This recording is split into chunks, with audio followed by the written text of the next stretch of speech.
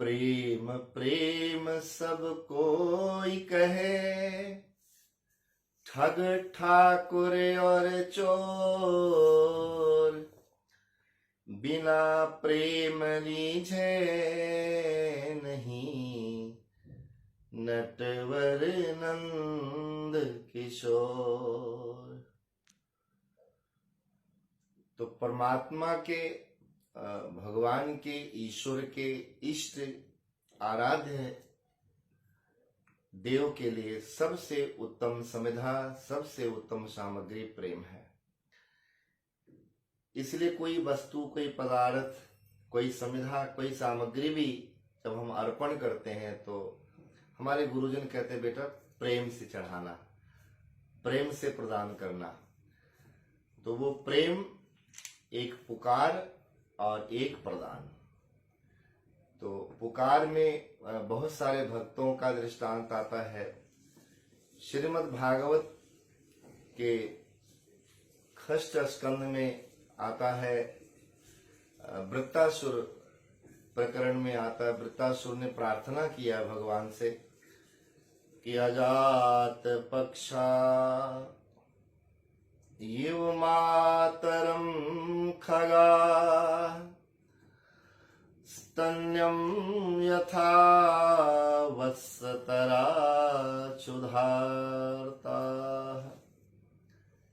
हे प्रभु, हमारी प्रवृत्ति ऐसे बना देना कि हम केवल आपको पुकारते रहें। कैसे पुकारते रहें? बोले अजात पक्षाः, पक्षी के घोंसले में छोटे छोटे नन्हे नन्हे से बच्चे हैं, पक्षी के बच्चे हैं। अभी उनके पंख नहीं खुले हैं, अभी उस घोंसले से वो बाहर नहीं जा सकते, घोंसले से बाहर नहीं जा सकते, उड़ नहीं सकते, चल नहीं सकते, लेकिन क्षुधा और पिपासा से वो त्रसित है, वो व्याकुल है। और जब कभी पीड़ा आती है, जब कभी व्यथा आती है, जब कभी हमारी आवश्यकताएं तीव्र सीमा पर पहुंचती हैं, उस समय की स्थिति भगवत मिलन के लायक होती है। तो इसलिए वृत्तासुर ने कहा कि मैं पुकारूं तो उस पक्षी के बच्चों की तरह मैं पुकारूं कि परिस्थिति ऐसी है, कहीं जा नहीं सकते, उड़ नहीं सकते और क्षुधा पिपासा से व्याकुल हैं, अपनी मां को वो पुकारते हैं।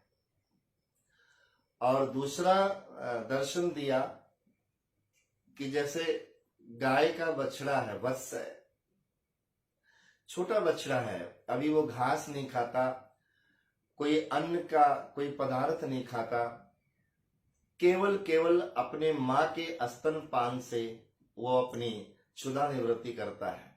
पूरा दिन व्यतीत हो गया है, संध्या काल की वेला आई है और इतना व्याकुल है वो गाय का छोटा सा बछड़ा, इतना व्याकुल है, इतना व्यथित है वो, उस समय वो पुकार रहा है, अपनी माँ को पुकार रहा है।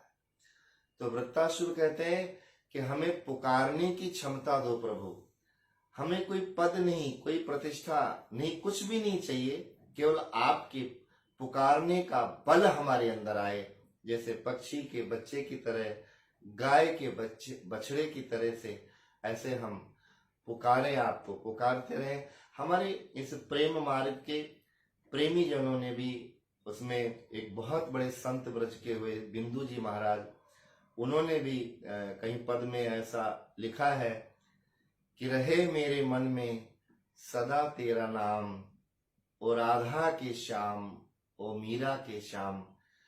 मन में वो शब्द रहे, मन में वो आवाज रहे, मन में वो तुम्हारा नाम रहे, यही तो पुकार है।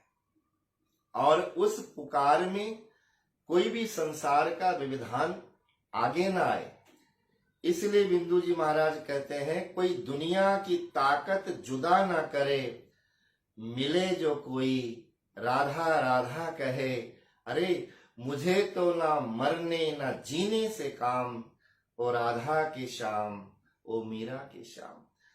तो पुकार में बहुत बल है, बस पुकार कुछ ऐसे भक्तों की तरह से हमारे अंदर होना चाहिए।